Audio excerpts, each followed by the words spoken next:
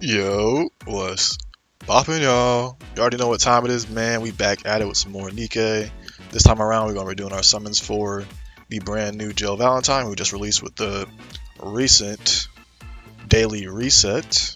If you guys haven't seen my last Nikke video where I did the summons for Ada Wong, make sure you check that out. But spoiler alert, I did end up getting her actually with only 3 multis, so which was really good, of course, obviously, but hopefully we can have that luck continue here for Jill because, again, I'm trying to save the majority of my resources for 3rd anniversary since, depending on what happens, if you haven't seen the 3rd speculation video, or 3rd Annie speculation video, then make sure you check that out as well. But if those are the units that end up coming out for Annie, then I definitely want to try my hand at MLB in them. So with that being said, we do have a lot of tickets. We got almost about 8 multis worth of advanced tickets to spend, and without further ado, let's go ahead and get on into it. Again, I would like to say at least a decent amount of these multis if possible, but at the end of the day, we're gonna have to see what happens.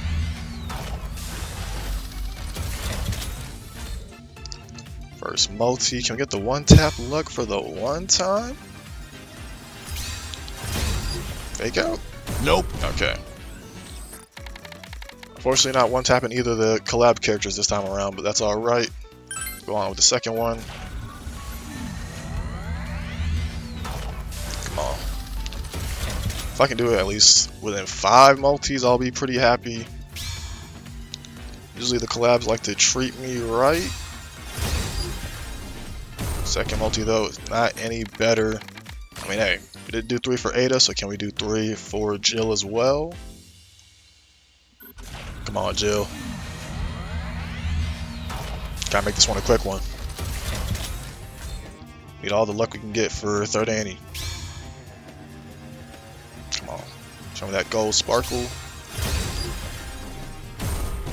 Okay. 3 multis in.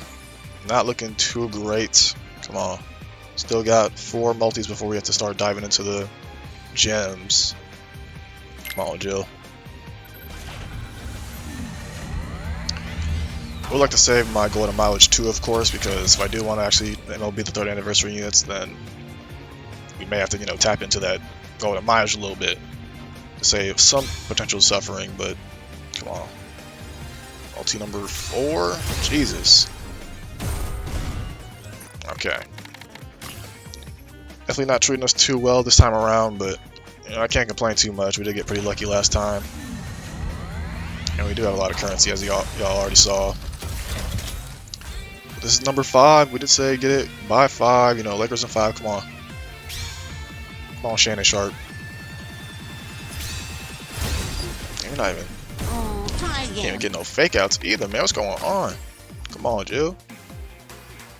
Still got 2 multis left before we have to start doing some of the gems for half of it.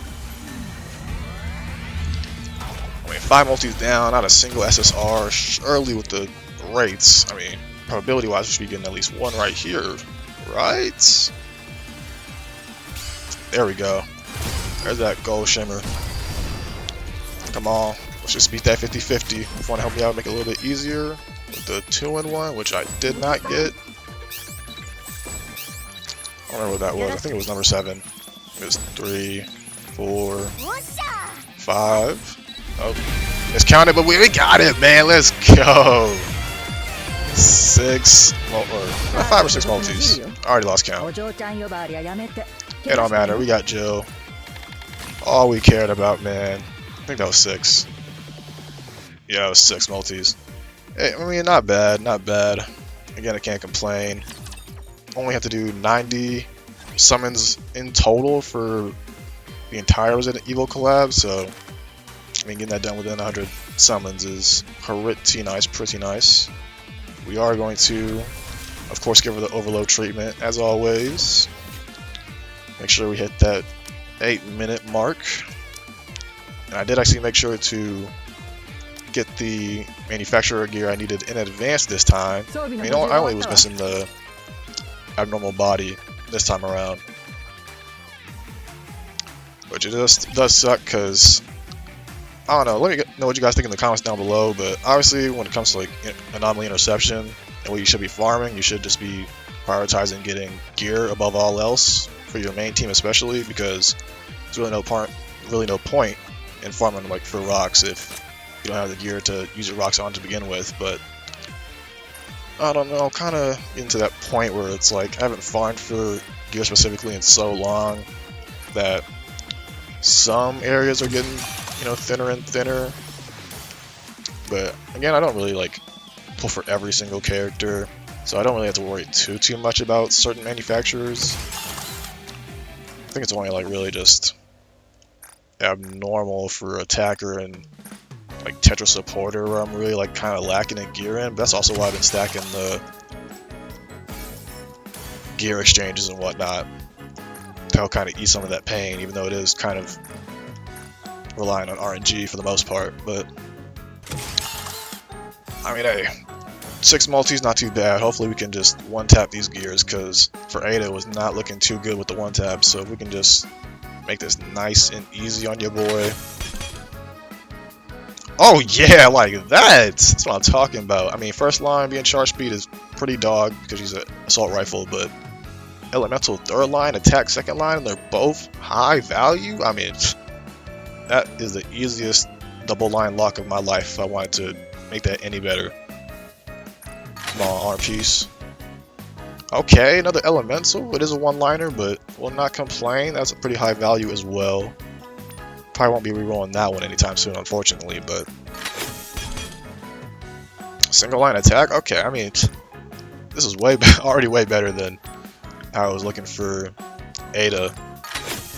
But I would like to get some max ammo. We didn't get it there, but I mean, hey, for the one taps, not too bad at all. I'm not going to complain in the slightest. Matter of fact, how are we looking on dolls? Okay, not too bad. Probably gonna do that off screen, but that's gonna do it for today's video, y'all. Again, nice, simple, and sweet video for y'all with the new character, Jill Valentine. Not too sure if I want to actually put out any videos doing like showcases for either of them. I might. I mean, we'll have to see. I haven't really done too much work on my Ada since the last video in terms of trying to like roll her gear and get it better, because I do want to, you know, still save a good amount of resources for a third Annie, because obviously I expect them to be broken, and having said that, I'm probably going to end up dumping a huge amount of resources into getting those 2 units both built up. But let me know down in the comments below how y'all summons went, if you're even pulling for the Resident Evil collab. Again, the only reason I tried pulling for them to begin with is because I'm a collectionist when it comes to this game, but mainly most so for like limited units and collab units especially, because you really never know if they're ever going to come back. Obviously, there's been cases of certain collabs coming back in the past, but for a collab like Resident Evil, I honestly don't expect this collab to ever come back, so I would say keep that in mind if you are someone who cares about that type of thing. So far, what I've seen from these 2 characters and what I've been able to play with my own so far when it at least comes to Ada, they do seem to be some pretty decent electric DPS units overall. Again, I was right, like, when it came to like my initial early impressions video, where Ada definitely seems to be a lot better when it comes to mainly just being a buffer slash pseudo healer more than anything. And obviously we just got Jill, so we can't really speak too much on her just yet from my own actual testing itself, but it does look like I do expect her to be a better DPS overall, because Ada doesn't seem to do crazy numbers with her personal DPS. She seems more so to be like a electric buffer than anything. But again, that's gonna do it for today's video, y'all. If you guys enjoyed, if you did, make sure to leave a like, comment, and subscribe to the channel for some more banger Nikke content like this, and I will catch y'all in the next one. Peace out, y'all.